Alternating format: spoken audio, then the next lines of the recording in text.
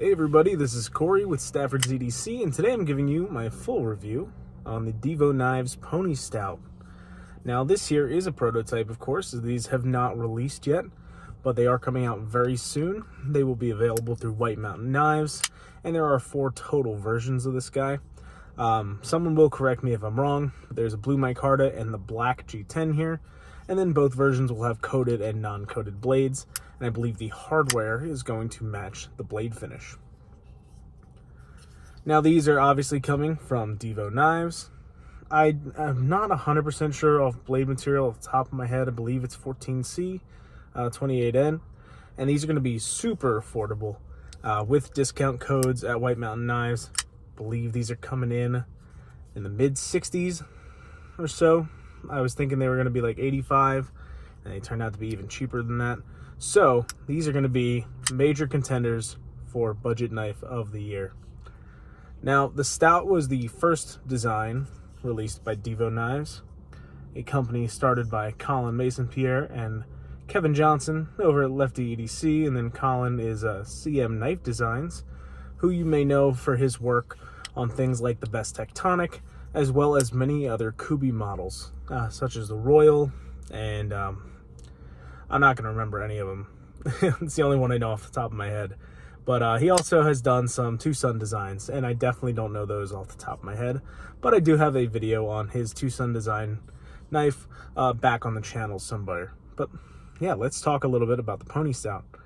This is the smaller version of the Stout, which is the first knife released by Divo Knives, and you can see that everything has essentially been kept the exact same, except this is a smaller size, which is what makes it the Pony Stout. I have a large size glove, and this fits my hand great with that little choke up point here.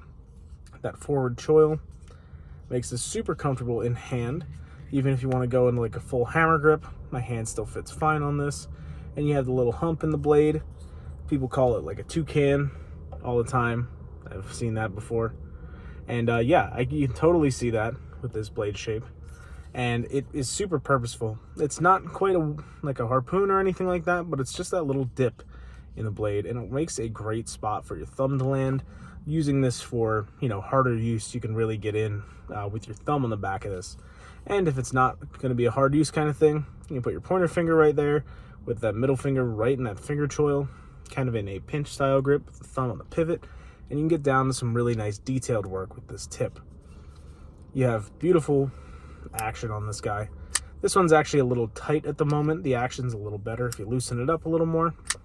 I had it tightened down a little bit because it had a little bit of blade play, and I just tightened it out, and the action was still pretty good. I'm sure I could fiddle with it to get it somewhere in between being amazing and good, but the action's great regardless. Detents on the money.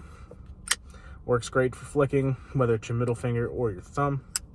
The edges are all nicely chamfered, so it's nice and comfortable. Yeah, it's just great in hand. And what they did on these was a fairly good hollow grind. I'm not going to be able to show this off very well, but this edge gets pretty damn thin. For the height of the grind and the blade, for it being only, like 60-70% of the blade, this hollow grind gets nice and thin, and this slices like a dream. Yeah, it's super comfortable with these contoured G10 handles. And it's great overall. You guys know Kevin's local to me, we're buddies, and of course I want to support Divo and all that they do. That being said, I haven't bought every model they've released. I haven't even gotten to handle every model they've released, but this is one that I'm lucky enough to check out the prototype for, as well as the original Stout. And yeah, these are going to be good. I will absolutely be buying one to keep as a a utility type knife, as a very much a user style knife. I have a knife here that I keep in the car, which I'll show you. This is a SOG Terminus XR. Nope, not the Terminus at all. This is the Aegis FL. This is like a $25 super cheap knife. And I don't know if I made a video on this or not. I think I filmed one and then might not have uploaded it, but this is really great for the money. But for 2 of those, get yourself a Pony Stout, and this blows it out of the water. The blade shape is super utilitarian, and I think this is going to become, like my truck style knife. Not necessarily a beater, but definitely like a hard use type of knife. The blade stock's plenty thin though for slicing, and so is the grind. Great edge on it from, I believe QSP is the OEM on these guys. But nevertheless, whoever the OEM was, I'm sure that information is out there and I'm just forgetting it.